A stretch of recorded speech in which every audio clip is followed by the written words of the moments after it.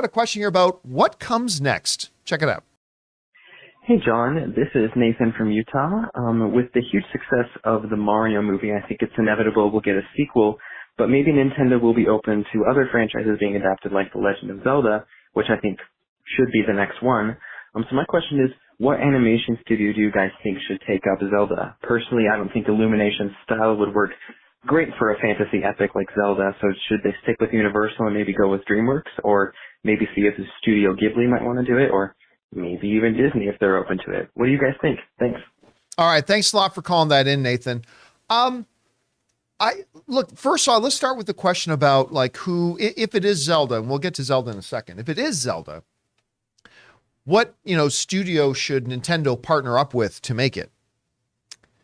We just talked about how them partnering up with Illumination has broken at least a half a dozen box office records around the world.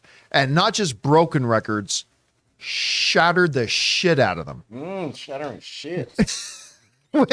with more than sounds like Steve doubling. Conversations before the show starts. With more than doubling what was the previous record for a biggest opening of a video game movie of all time. And I would contend that while, Mario, the movie, as enjoyable as it is, and I had a great time with it, it does have a weaker story, much like the games themselves. But Illumination does have a track record of making some fun animated movies that do have some pretty good stories at their heart. Not all of them, but a couple of them really do. So when you look at this, I think if Nintendo suddenly decided they were going to make their next movie with a different animation studio, I have a feeling their shareholders would kind of revolt. Like, what the hell are you talking about?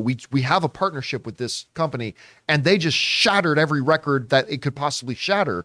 And, you bring up some other neat names. Like, what about Disney? Disney would never get involved with somebody else's property. So that's off the table. Studio Ghibli is magnificent if Nintendo doesn't want to make any money. I mean, let's call it what it is. It's not like Studio Ghibli movies blow up the American box office. So, I mean, as they make marvelous, magnificent, all-time great movies, yes. But if Nintendo wants to make money on these things, you're much better off going with an Illumination. So I just don't see any reason why they would even contemplate moving on from Illumination on that. So I think that's clear. As far as what is next, it's clearly got to be Zelda. Like, other than the idea of Mario 2, of course, but other than that, it's Zelda. Look, what happens here quite often is that, a video game movie does well.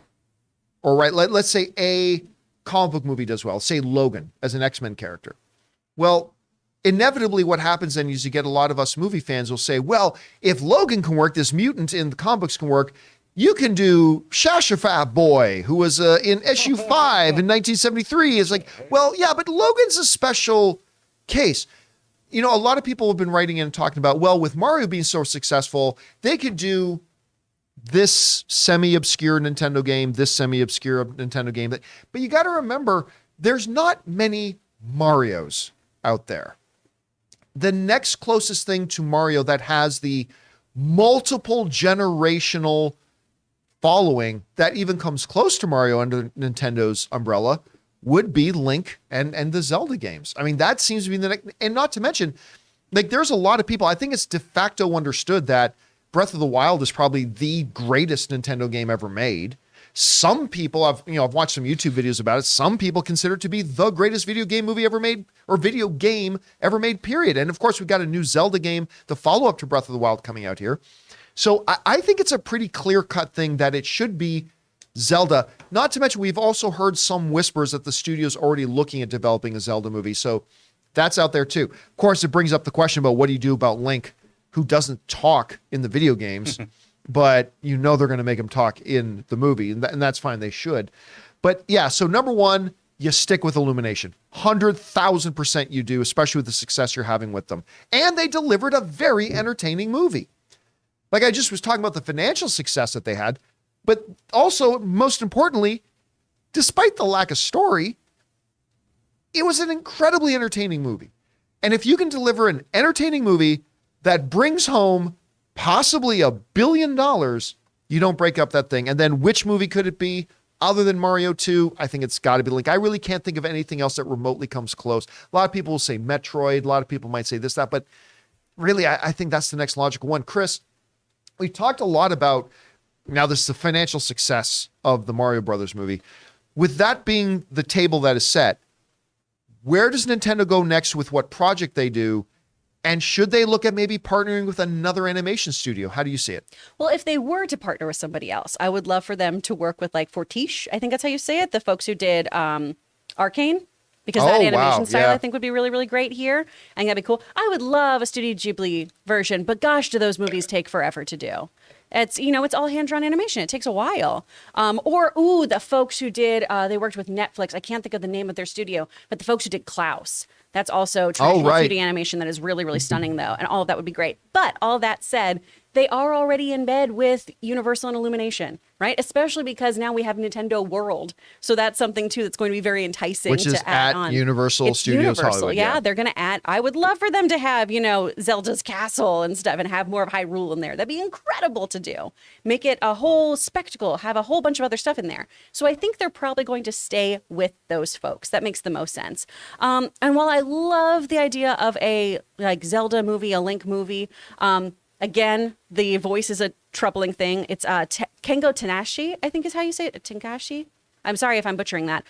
Who does the exertion noises for Link right now? All of those, right? So you could do that, or I guess you could just kind of try to figure out how you're going to have this character. He could just be a man of few words, right? He did speak in the 80s cartoon, though. Excuse me, Yeah, they need to avoid we that. We need to not have that. That's that exactly needs to not what I be was there. looking for. I'm going to say skin crawl. But, you could treat him like a Mandalorian character, right? He's very, very softly spoken and a man of few words. Maybe we go that route. And then everyone else is usually talking at or to Link, much like the game. But Star Fox is what I want more. Give me that now.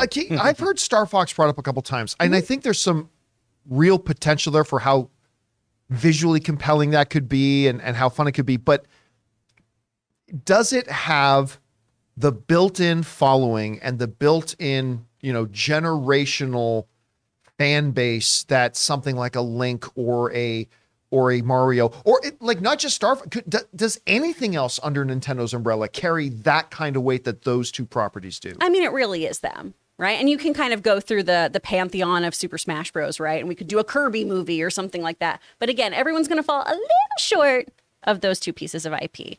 I want all those other movies, though. And honestly, a Link movie, a Zelda movie, is really the thing that I think has the most potential to get screwed up. And so that's why I'm a little hesitant to say, yeah, that's exactly what they should do next. If it works, it's going to be so great. If it doesn't fire on all cylinders, oof, that's going to be a stench that's going to be hard to remove. That could be their Lord of the Rings. It could. It's just, but Or it could be an Excuse Me Princess. Anyway, guys. That one. Question is for you. What do you think about this? What is the next move for Nintendo here after Super Mario Brothers? Obviously a sequel, yes. But what other than that? Do you agree that the logical conclusion is Link and Zelda? Do you think they should look at working with another studio? Or is it a foregone conclusion that they should absolutely stay with Illumination and probably have a deal with them already? Whatever you guys think about that, jump down into the comment section below and let us know your thoughts. We want to thank a sponsor of this video, Mint Mobile. From the gas pump to the grocery store, your utility bills and favorite streaming services, inflation is everywhere. Seriously, make it stop. Thankfully, there's one company out there that's giving you a much needed break. It's Mint Mobile. As the first company to sell premium wireless service online only, Mint Mobile lets you order from home and save a ton with phone plans starting at just $15 a month. You guys know that ever since I switched to Mint Mobile, I've been saving almost 70% a month over my old phone plan. For people looking for extra savings this year, Mint Mobile offers premium wireless for just $15 a month. By going online only and eliminating the traditional cost of retail, Mint Mobile passes the significant savings on to you. All of their plans come with unlimited talk and text plus high-speed data delivered on the nation's largest 5G network. Use your own phone with any Mint Mobile plan and keep your same phone number along with all your existing contacts. Switch to Mint Mobile and get premium wireless service starting at just $15 a month. month. To get your new wireless plan for just $15 a month and get the plan shipped to your door for free, go to mintmobile.com/Campea. That's mintmobile.com/Campea. Cut your wireless bill to $15 a month at mintmobile.com/Campea.